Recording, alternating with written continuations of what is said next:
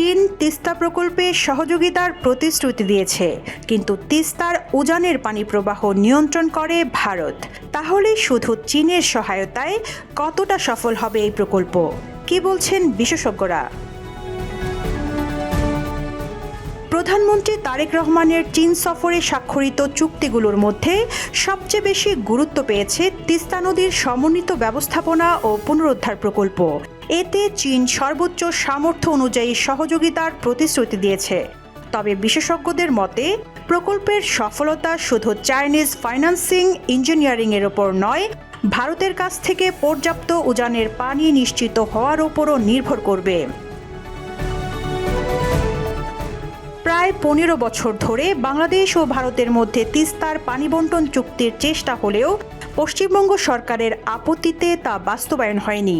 তাই বাংলাদেশ এখন নিজস্ব উদ্যোগে নদী ব্যবস্থাপনা প্রকল্পের মাধ্যমে উত্তরাঞ্চলের বন্যা, নদী ভাঙন ও সেচ সংকট মোকাবিলার চেষ্টা করছে। বিশেষজ্ঞদের মতে প্রকল্পটির সবচেয়ে বড় সীমাবদ্ধতা তিস্তার পানি প্রবাহ। হিমালয় থেকে উৎপন্ন নদীটি ভারতের সিকিম ও পশ্চিমবঙ্গ হয়ে বাংলাদেশে প্রবেশ করে। শুষ্ক মৌসুমে ভারতের গজলডোবা ব্যারেজ এবং উজানের জলবিদ্যুৎ প্রকল্পগুলোর মাধ্যমে পানি প্রবাহ নিয়ন্ত্রিত হওয়ায় শীতে পানির সংকট এবং বর্ষায় হঠাৎ উজানের ঢলে সেচ সংকট, নদী ভাঙন ও ভয়াবহ বন্যা দেখা দেয়।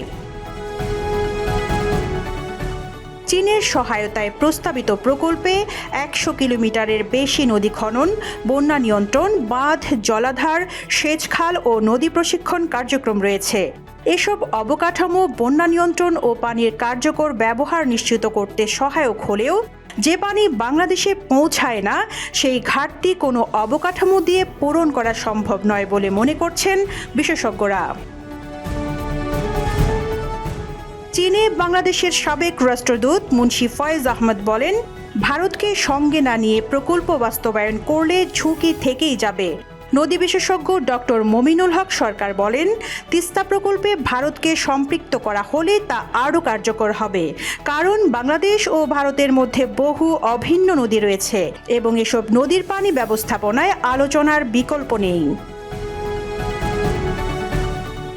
ডেইলি ওয়াদা থেকে নেওয়া এই প্রতিবেদনটিতে রিভার অ্যান্ড ডেল্টা রিসার্চ সেন্টারের চেয়ারম্যান মোহাম্মদ এজাজের বরাতে বলা হয়েছে, তিস্তা প্রকল্পের সবচেয়ে বড় চ্যালেঞ্জ হল ভারতের গজলডোবা ব্যারেজ থেকে কখন কত পানি ছাড়া হবে তা অনিশ্চিত থাকা।